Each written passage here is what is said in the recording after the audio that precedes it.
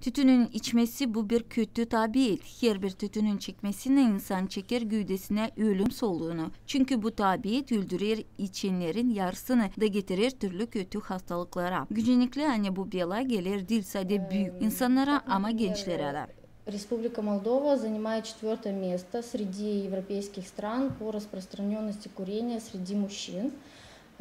Sigara çeken adamların sayısına göre Moldova devleti kaplar 4. yeri Avrupa devletlerin aralarında. Bu prosent kurur 48,5%. Her bir ikinci adam bir devlette içer sigara. Sigara çekenlerin sayısı karların aralarında kurur 8%. Tütün çekmesi getirir türlü dil enfeksiyon hastalıklarına. Ölenci kalp, kanser hastalıkları, патологии со стороны желудочно-кишечного тракта, половой репродуктивной системы.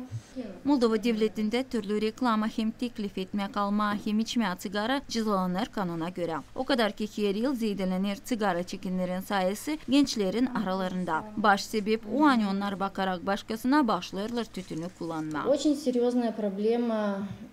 Pek önemli problem açan bizde sigara çekerler gençler. 19. yılda devlette yapıldığı analiz millet uğrunda. Doğu gösterdi 7 yaşında hem daha küçük sigara çeker 15% uşak. 8-9 yaşında 16%. 11-12 yaşında yakın 16%. Uşaklar 12-13 yaşında sigara çeker 30%. Hem 23% içer sigara 14-15 yaşında uşaklar. 14-15 лет 23,2%. Bakmadan ona Moldova'da statistika bu uğurda değil genç olanların çoğu giderler karşı sigara içmesine hem nasihat ederler götürmeye sağlıklı yaşamayı. Спортсмен, занимаюсь спортом.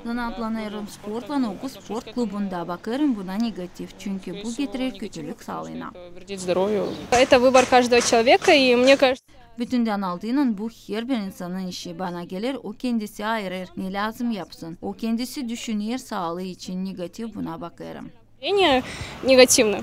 Молодежь не должна губить свое здоровье. Sanırım lazım bakma sağlığını sayarım insan dil lazım alsın bu zehiri de kötülük getirsin güdesine.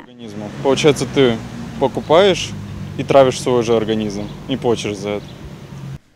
Dünya Tütünsüz Günün çıkışı koruma bizim gelecek evlat boylarımızı hem azaltma tütünün kullanan insanların sayısını ki bizim yaşayanlarımız olsunlar sağlıklı. Tatyana Kazako, Sergey Georgiev, Zineda Kanser, Artyom Topal, GRT Haberler.